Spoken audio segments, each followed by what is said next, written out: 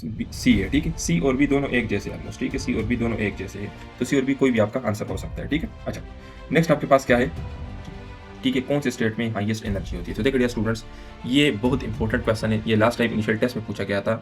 ज़्यादातर स्टूडेंट इसको गलत कर लेते हैं। उनको ये पता होता है कि अगर रिएक्शन एंडोथर्मिक है, तो प्रोडक्ट्स की एनर्जी जो है वो ज़्यादा होगी, और अगर आपके पास रिएक्शन एक्सोथर्मिक है, तो रिएक्टेंट्स की एनर्जी ज़्यादा होगी। उनको इन 2 बातों का पता होता है। लेकिन डियर स्टूडेंट, अगर आपके एमसीक्यू में ये ट्रांजिशन स्टेट हो ना, तो ट्रांजिशन स्टेट के ऊपर आपने हमेशा क्लिक करना है, चाहे एंडोथर्मिक रिएक्शन हो, चाहे एक्सोथर्मिक रिएक्शन हो। क्योंकि ये जो ट्रांजिशन स्टेट होता है ना, इसकी एनर्जी सबसे ज़्यादा होती है। अभी मैं आगे इसको अरेंज करूंगा। एएमसी पास पेपर सोल्यूशन, जैसा कि आपको पता है डियर स्टूडेंट्स, के नेक्स्ट मंथ से आर्मी मेडिकल कॉलेज की जो वैकेंसीज है वो स्टार्ट होने वाली है। तो ज़्यादातर स्टूडेंट्स के हमें मैसेज आ रहे थे कि सर आप हमें लास्ट ईयर वाले जो क्वेश्चंस है, जो पास पेपर्स के क्वेश्चंस है, वो सॉल्व करवाए। तो इस वीडियो के अंदर हम पास पेपर्स सोल्यूशंस के ऊपर फोकस करेंगे। तो सबसे पहला क्वेश्चन क्या है कि if 20% of a number is 40, then 35% of the same number is. ये क्वेश्चन परसेंटेज टाइप क्वेश्चन से उठाया गया है। इसमें आपको ये बताया गया है कि अगर एक नंबर के 20% का आपको पता है जो कि है 40, तो आप बताएं कि उस नंबर के 35% का क्या सीन होगा, ये आपने बताना है। तो देखिए, अभी अगर सिंपल कैलकुलेशन में करूँ तो मेरे पास ये है कि यहाँ पर 20 है, यहाँ पर 40 है, मतलब 20 के डबल ये है, ठीक है? तो सिमिलरली मैं यहाँ पर 35% के डबल ले लूँगा, तो 35% के डबल मेरे पास क्या आ जाएगा? 70 आ जाएगा। तो इट मीन्स कि मेरा आंसर क्या होगा? 70 होगा। अभी ये मैंने कैसे सॉल्व किया?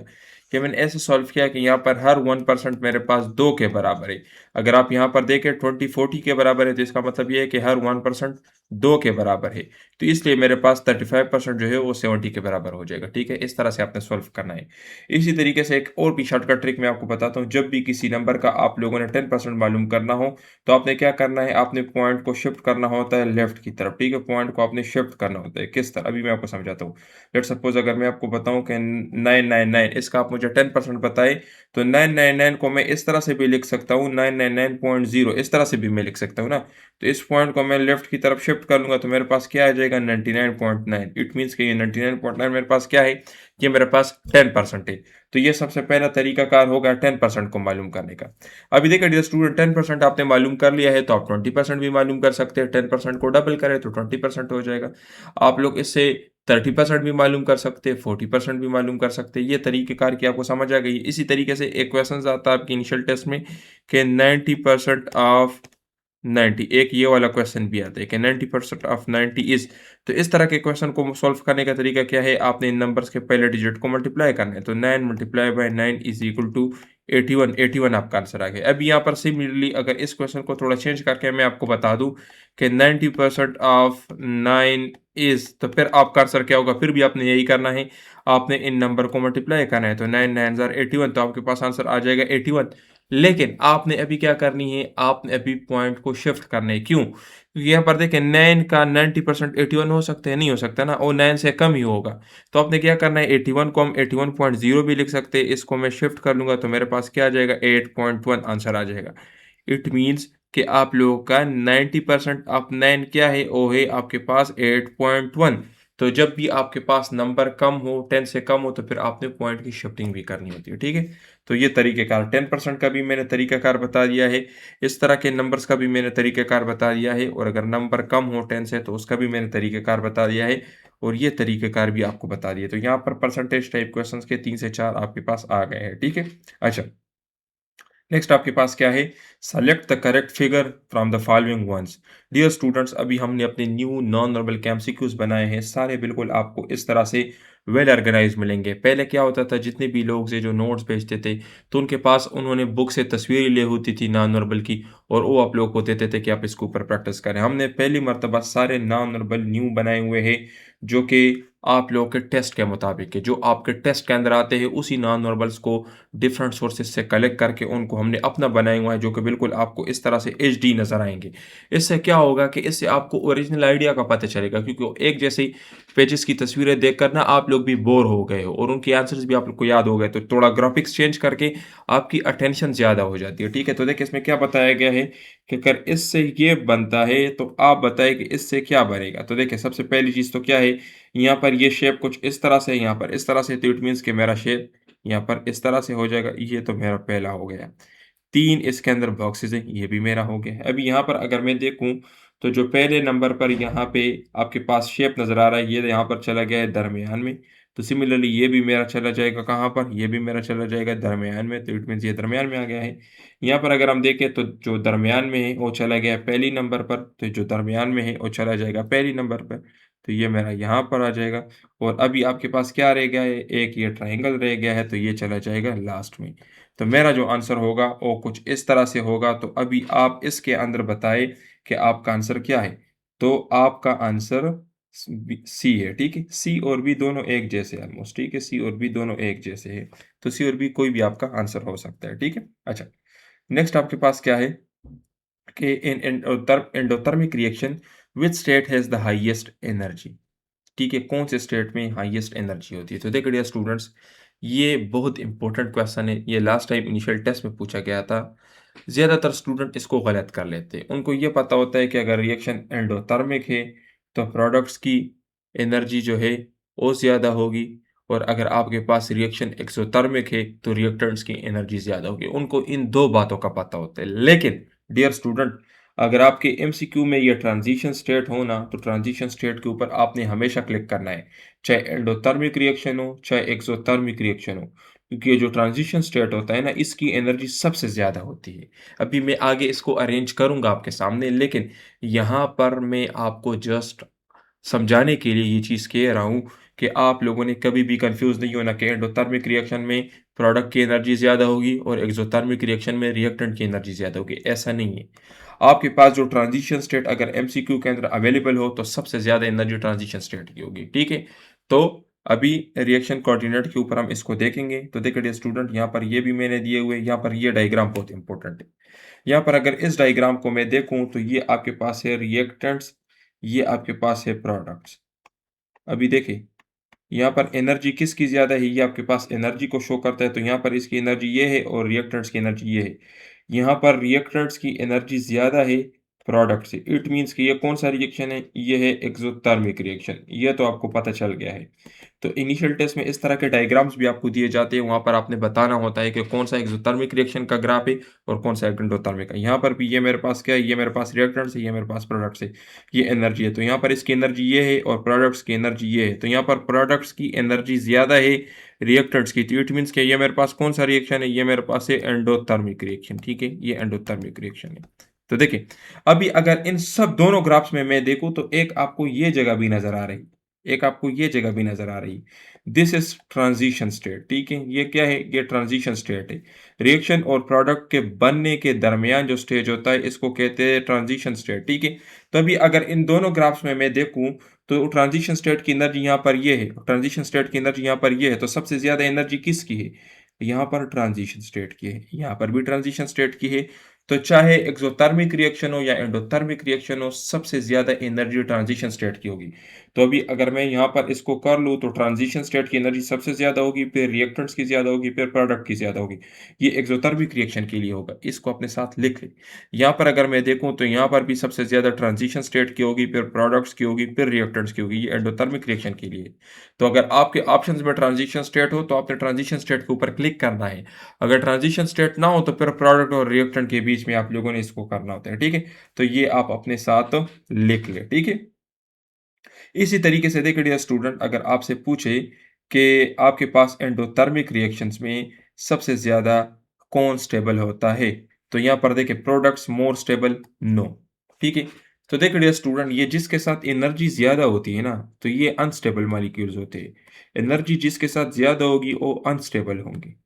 तो अभी अगर एक और तरह से एमसीक्यूज़ आपसे पूछे जाए कि इन एक्ज़ोथर्मिक रिएक्शन सबसे ज़्यादा अनस्टेबल मॉलिक्यूल कौन-सा होता है? तो ट्रांज़िशन स्टेट, क्यों?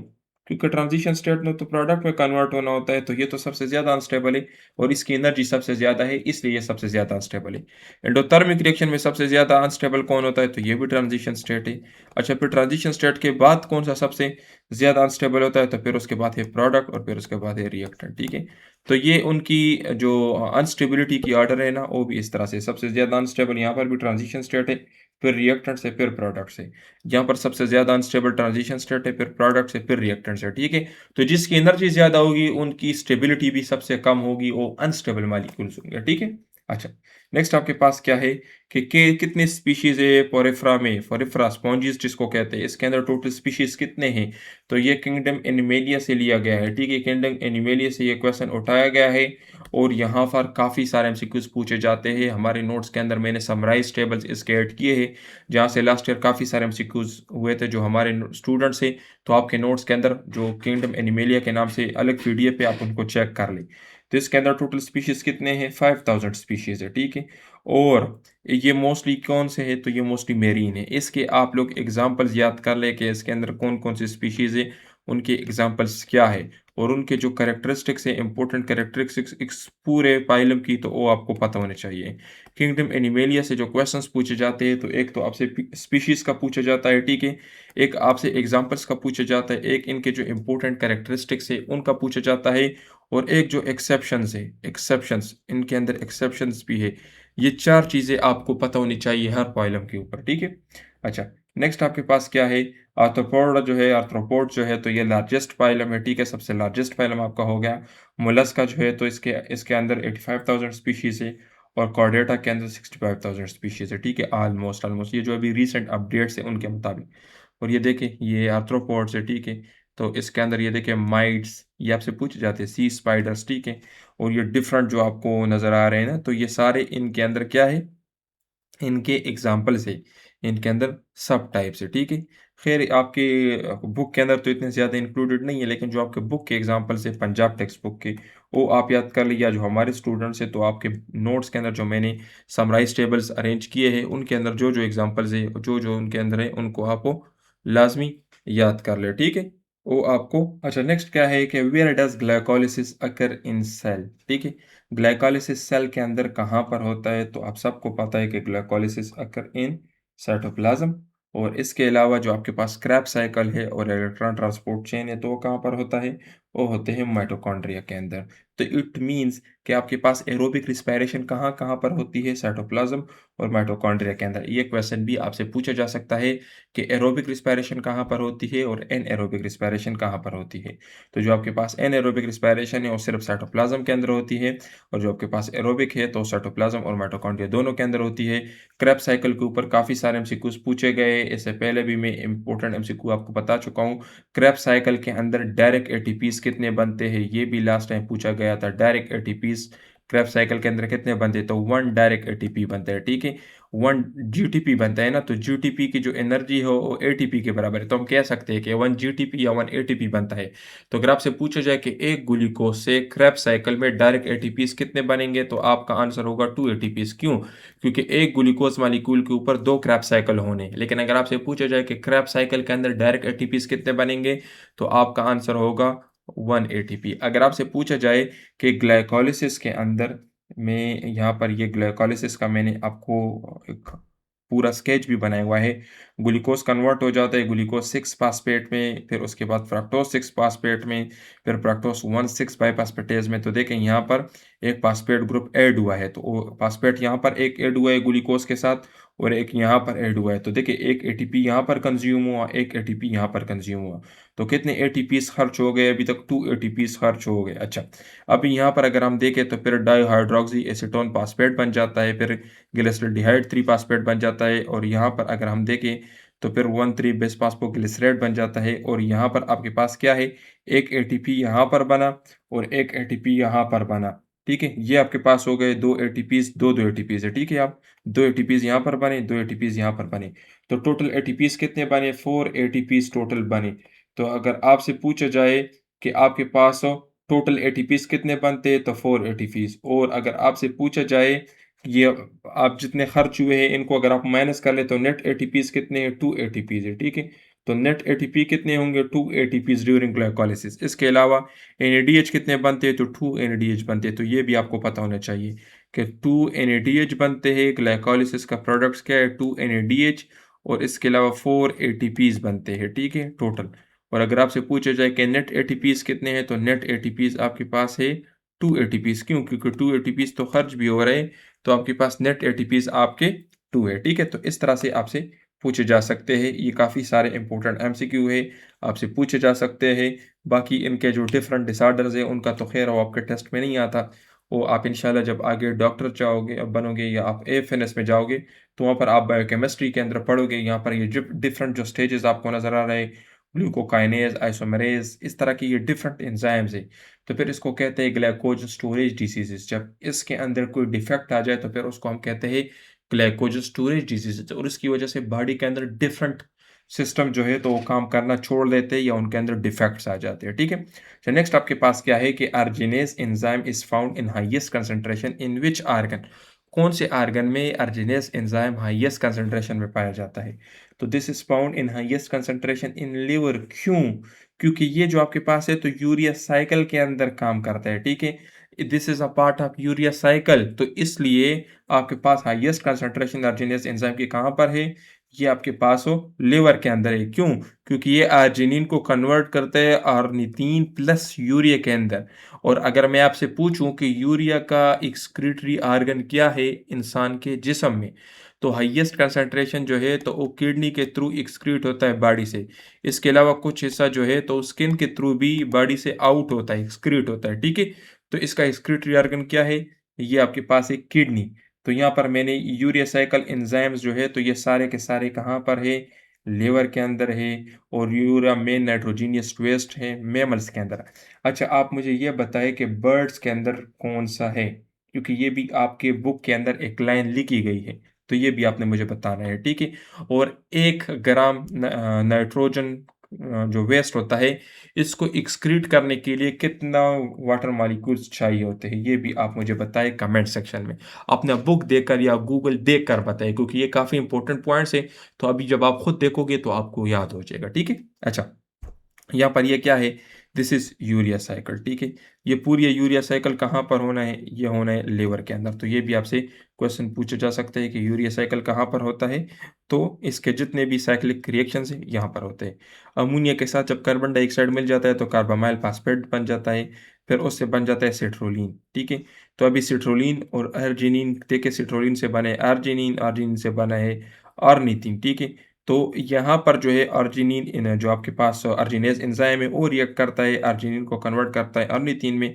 तो जैसे ही यहाँ कन्वर्ट करता है तो यहाँ पर वाटर मॉलिक्यूल्स भी उसके लिए चाहिए होता है। तो अभी आपने मुझे ये बताना है कि 1 ग्राम अर्जिनिन के लिए कितने वाटर मॉलिक्यूल्स चाहिए होते हैं? तो कन्वर्ट हो जाता है यूरिया में, और फिर यूरिया किडनी के थ्रू यूरिन में बॉडी से एक्सक्रीट हो जाता है। तो ये आपके पास हो गया आपका यूरिया साइकिल, ठीक है? अच्छा, नेक्स्ट आपके पास क्या है कि zinc amalgam ZnAg with HCl is used in which reaction? ये आपको बताना है कि ये कौन सी रिएक्शन में यूज होता है। This is use in Clemmensen reduction.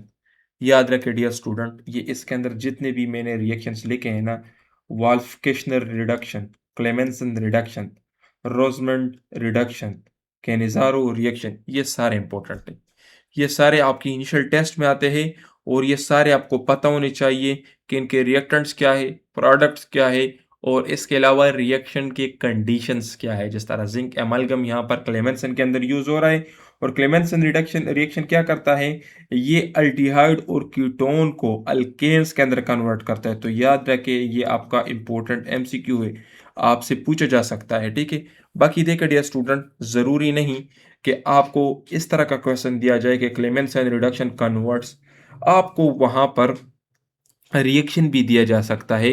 Reaction के अंदर लेट सपोज अगर उन्होंने एक अल्डिहाइड लिखा हो या एक कीटोन लिखा हो, और उसके रिएक्टेंट्स में रिएक्शन कंडीशन में जिंक एमलगम लिखा हो, और इस तरह से खाली जगह छोड़ी और आपको बताया जाए कि प्रोडक्ट क्या बनेगा, तो कौन से अल्डिहाइड से कौन सा अल्केन बनेगा और कौन से कीटोन से कौन सा अल्केन बनेगा, ये भी आपने बताना है। इसी तरीके से यहाँ पर अगर हम देखें तो यहाँ पर HCl है, तो HCl का क्या मतलब है? This is a acidic solution. तो इट मीन्स कि ये रिएक्शन आपके पास कौन से पीएच के अंदर होता है? लो पीएच के अंदर। लो पीएच के अंदर। तो आपसे ये भी पूछा जा सकता है कि क्लेमेंसन रिडक्शन के लिए पीएच कम चाहिए होता है या ज़्यादा, या रिएक्शन एसिडिक होगा या बेसिक? तो इस तरह के क्वेश्चन भी आपसे पूछे जा सकते हैं। तो जो भी चीज़ आपको नज़र आ रही है तो उसके हिसाब से आपको पता होना चाहिए कि इसकी क्या इंपॉर्टेंस है, ठीक है? तो यहाँ पर हम अगर देखें तो वोल्फ-किश्नर रिडक्शन क्या करता है? तो ये भी आपके पास अल्केन में कन्वर्ट करता है, लेकिन यहाँ पर हाइड्रोजन कंपाउंड भी बनता है, ठीक है? तो यहाँ पर अगर हम देखें तो दिस इज क्लेमेंसन रिडक्शन। यहाँ पर रिएक्टेंट कंडीशंस क्या है? रिएक्शन कंडीशन जिंक एमलगम है, और HCl है, एसिडिक सॉल्यूशन है, लो पीएच है।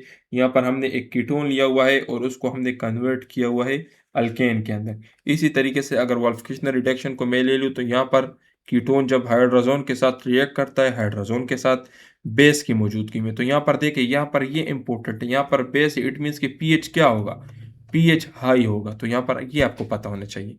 इथाइलिन ग्लाइकोल भी होता है, ठीक है, तो यहाँ पर आपके पास अल्केन बन जाता है और नाइट्रोजन। तो ये भी लास्ट टाइम पूछा गया था कि इसके प्रोडक्ट्स क्या होंगे, तो नाइट्रोजन प्लस अल्केन, ठीक है, ये भी आपसे पूछे जा सकते हैं। तो यहाँ पर भी आपको ये पता होना चाहिए कि कौन से अल्डिहाइड से कौन सा अल्केन बनेगा, कौन से कीटोन से कौन सा अल्केन बनेगा, ये आपको पता होना चाहिए, ठीक है। तो नेक्स्ट आपका क्या है कि Cannizzaro reactions occur in aldehydes that have, तो ये काफ़ी इंपॉर्टेंट है।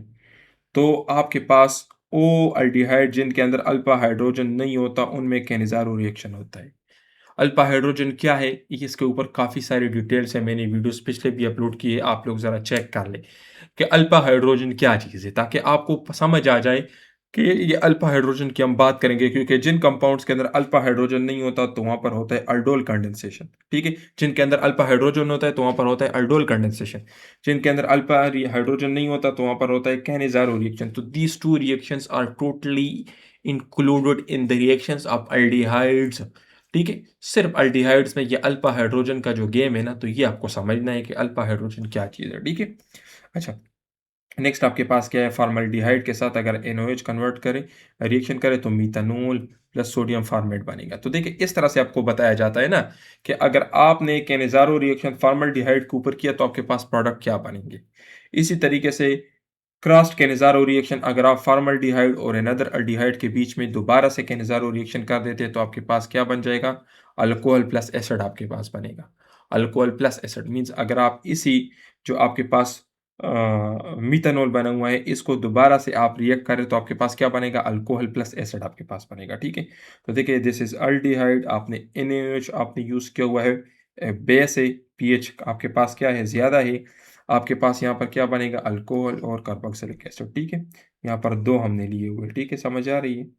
अच्छा, नेक्स्ट आपके पास क्या है, the rate constant of reaction depends on rate constant. आपके पास देखिए कांस्टेंट है कि ये किस चीज़ के ऊपर डिपेंड करता है, तो ये टेम्परेचर के ऊपर भी डिपेंड करता है और ये प्रेशर के ऊपर भी डिपेंड करता है, जबकि कंसंट्रेशन का इससे कोई लेना देना नहीं है, ठीक है। तो अगर आप टेम्परेचर को चेंज करोगे, अर्हीनियस इक्वेशन आगे मैंने दिया हुआ है, और सेम अगर आप प्रेशर को चेंज करोगे तो आपके पास रेट कांस्टेंट जो है ये चेंज होगा।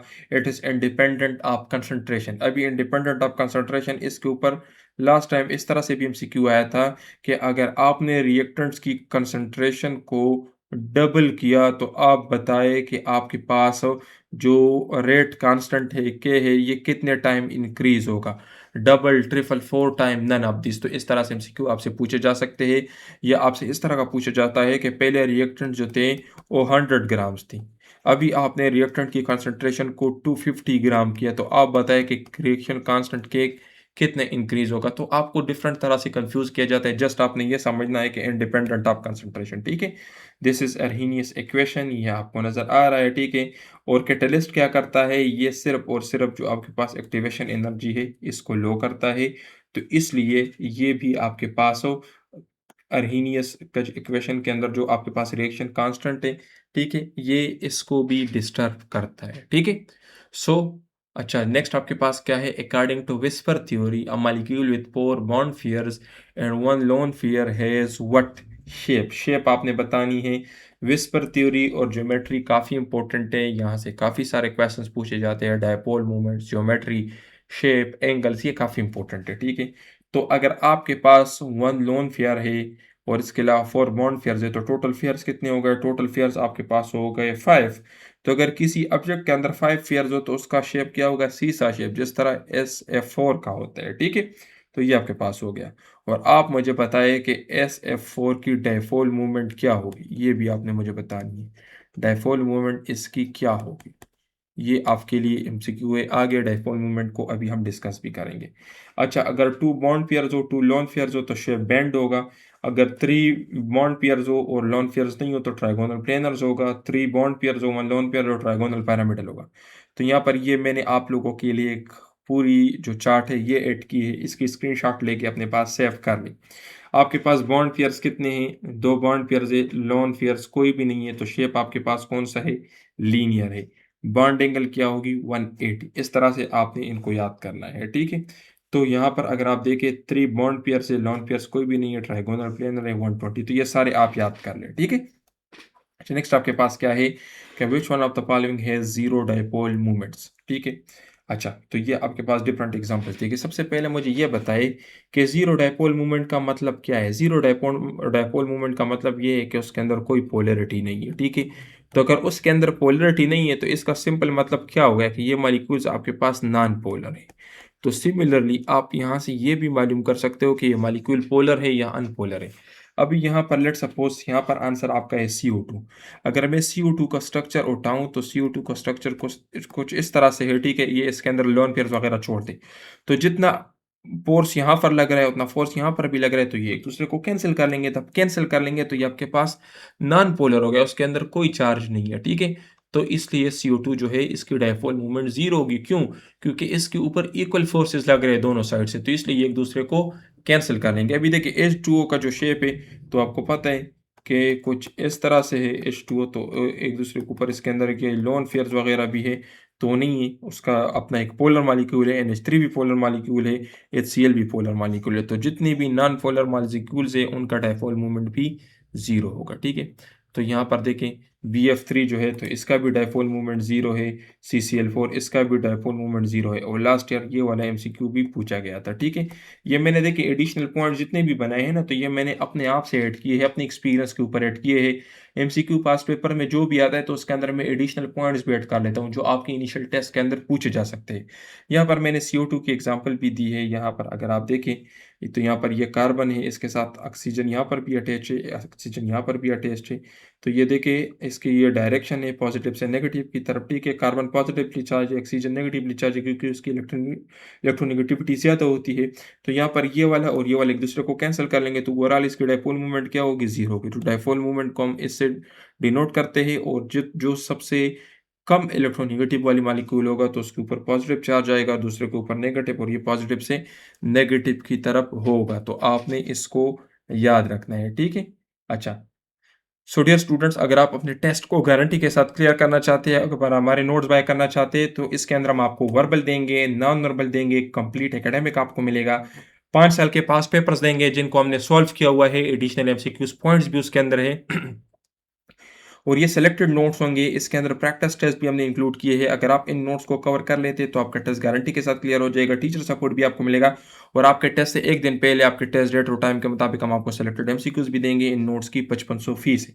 अगर बाय करना चाहते हैं तो हमारे कॉन्टैक्ट नंबर पर रब्ता करके आप इन नोट्स को बाय कर सकते हैं। ये पिछले कोर्स के हमारे स्टूडेंट्स हैं जिन्होंने अपने इनिशियल टेस्ट क्लियर किए हैं, आप इनके ये रिव्यूज चेक कर सकते हैं। तो अगर आप भी चाहते हैं कि आपका इनिशियल टेस्ट क्लियर हो, आपका ख्वाब पूरा हो, और इस तरह की बेहतरीन गाइडलाइंस टाइम टू टाइम आपको मिलती रहे, क्योंकि देखिए टेस्ट की तैयारी में गाइडलाइंस बहुत जरूरी। इसी तरह ज्यादातर स्टूडेंट को अभी नम्स का पता नहीं होगा, तो नम से रह जाएंगे। नम से रह गए तो अगर उनका नाम मेरिट में भी आ गया तो उनका टाइम और सारी चीजें ज़ाया हो जाएगी। तो इसलिए आप हमें टाइम पे ज्वाइन कर लें ताकि हम आपको बेहतरीन गाइडलाइंस प्रोवाइड कर सके, आपकी अभी से तैयारी स्टार्ट करवा सके, और आपके टेस्ट के अंदर अच्छे मार्क्स आ जाए। क्योंकि इनिशियल टेस्ट में आपने ज्यादा मार्क्स लेने तब आपका नाम मेरिट में आ गया। ये हमारे स्टूडेंट्स हैं जिन्होंने अपने इनिशियल टेस्ट क्लियर किए हैं, आप चेक कर सकते हैं, ये उनके रिव्यूज है, आप इनकी ये रिव्यूज खुद पढ़ लें, इन्होंने जो लिखा है, ठीक है। तो ये भी बहुत सारे तकरीबन 250 से ज़्यादा हमारे स्टूडेंट्स अपनी इनिशियल टेस्ट क्लियर कर चुके हैं। तो अगर आप भी चाहते हैं कि आप यूनिफॉर्म पे